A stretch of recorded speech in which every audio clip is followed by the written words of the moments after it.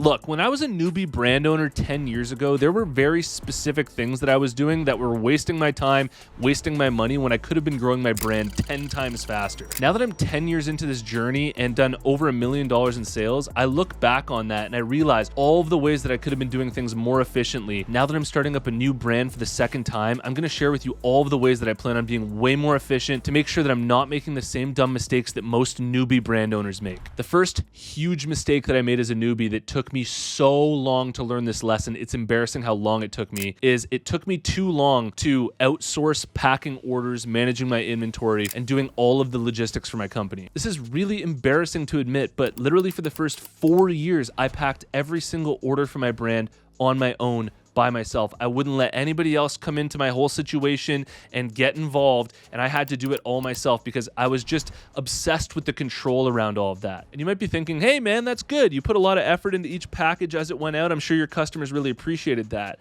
And as much as I'm sure they did, I probably could have gotten the exact same result through hiring friends a whole lot earlier, or even just working with the 3PL that I ended up partnering with later. What a lot of newbie brand owners do is from the very beginning, they like to get that feeling of packing all the orders themselves, and they can't move on from that. It's like a freaky idea to have people involved and to pass that off to other people. But the earlier that you can do that, trust me, it's going to free up your time like crazy. There are two options for how I'm going to handle this really fast within my own brand, like within the first year, is either hiring friends to do it or hiring other people to pack the orders, or partnering with a third-party logistics company, somebody who's going to handle all of the fulfillment and take that off my hands. Because as a brand owner, I just can't be doing that all the time. It just takes up too much of your time. Another thing that I did as a newbie that was really bad, that just killed all of my time, was every single time I'd be packing these orders, I'd literally take them all to my car, like load them up in my car and drive them to the post office and then drop them off at the post office. And when I first started up, I'd like literally pay for them at the post office, and it just took so much of my time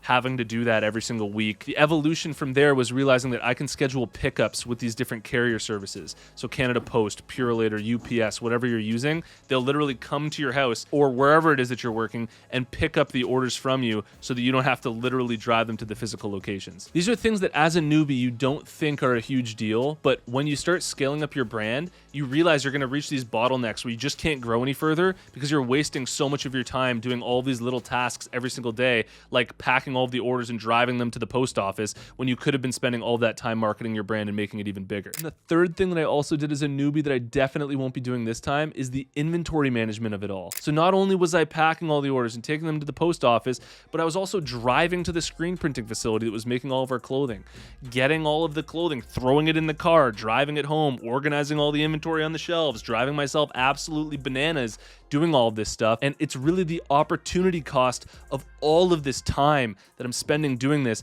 that I could have been doing other things. And to add on to this, to make the complete most ridiculous amount of inefficiency possible, I was also printing all the labels for each of these orders on like regular printer paper and then folding them, putting them into slips, and then there's like an adhesive thing and putting them onto the packages rather than just buying a label printer. I've got a label printer over here I'm going to show you. This label printer here I ordered off Amazon, and I can print directly onto the adhesives and stick them on the box. If only I'd known that in the first couple of years, I wouldn't have wasted so much time. So a huge difference between what I did as a newbie brand versus what I'm going to be doing now that I've got all this experience under my belt is I'm going to be running the logistics for my company so much more efficiently. We're not going to be wasting time doing all of this. It's okay at the very beginning stage, and even for my new company, we're going to be still sending out the orders for the first batch just to get it all rolling.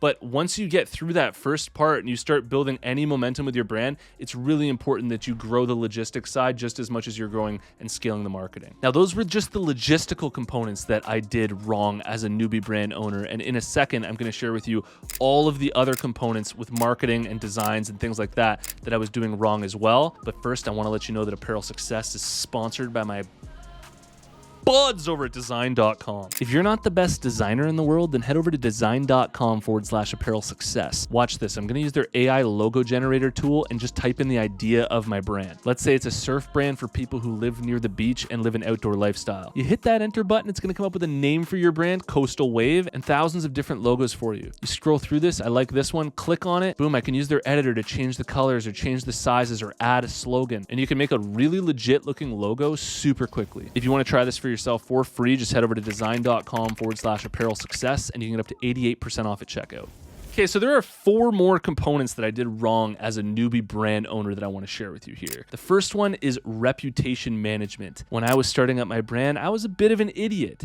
And I was so focused on just trying to make sales and trying to grow this thing, and I was literally willing to do anything, that whenever I would talk to like celebrities or influencers in the DMs or even handle some of the customer support, it was just not entirely focused on the long term. You know, trying too hard to get pictures of celebrities wearing it and maybe just sending them way too many messages or something like that. Or even in customer support, when people are sending out emails, not getting back to them as quickly as you possibly can to really make sure that they're having the absolute best experience with your brand. Because as you grow your brand longer, you're going to realize just how important all of those repeat customers are and all of those relationships that you could have had that would have been amazing for your brand if you had just put in a whole lot more effort into it. So with the new brand going forward, I'm going to be so much more careful with how I handle the customer support, how I handle every single relationship and deal with every single person who wants to support or talk to us or just interact with our brand at all. Another thing that I did is I did a lot of my own designs at the beginning, and straight up, I'm not a designer first. I can design